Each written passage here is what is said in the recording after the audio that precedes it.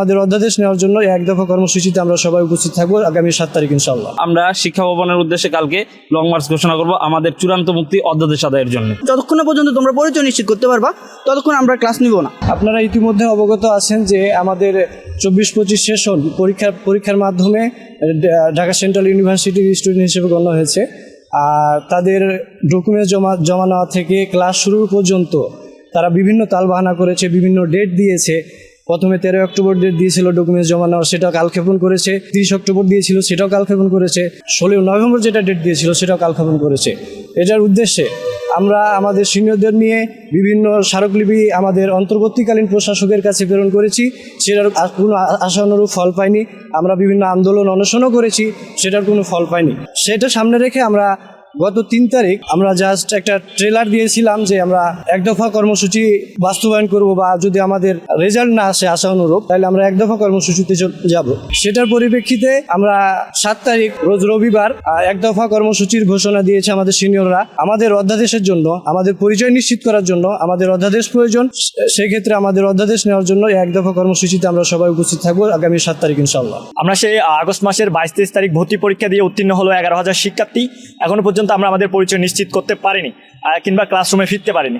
যখন আমরা নিজ নিজ ডিপার্টমেন্টে গিয়েছি ক্লাস করার লোককে, কিন্তু শিক্ষক মহোদয়রা আমাদেরকে বলেছে তোমরা ঢাকা কেন্দ্রীয় বিশ্ববিদ্যালয়ের শিক্ষার্থী, এখনো পর্যন্ত তোমরা তোমাদের পরিচয় নিশ্চিত করতে পারো না, সেহেতু আমরা তোমাদের ক্লাস দিতে পারবো না।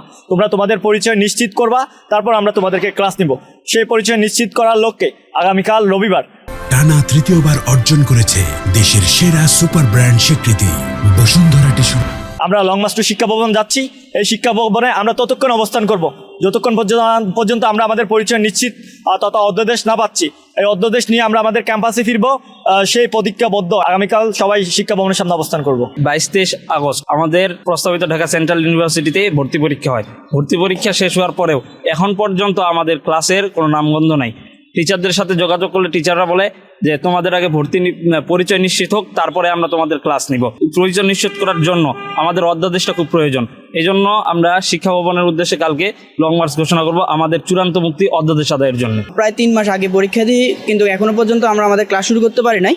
কিন্তু অন্যদিকে অন্যান্য বিশ্ববিদ্যালয়ের ক্লাস পরীক্ষা অলরেডি শুরু হয়ে গেছে, তারপর আমরা এখনো ক্লাস করতে পারি নাই। আমরা যখন ক্লাস করতে যাই 23 তারিখ, তখন আমাদেরকে বলে আমাদের পরিচয় নিশ্চিত করার জন্য। তারপর আবার নোটিশ দেয় যে 30 তারিখ ক্লাস করার জন্য। তখন আমরা যাই, আমরা যাইলে আমাদেরকে তখনও বলে যে তোমরা পরিচয় যতক্ষণ পর্যন্ত তোমরা পরিচয় নিশ্চিত করতে পারবা ততক্ষণ আমরা ক্লাস নিব না।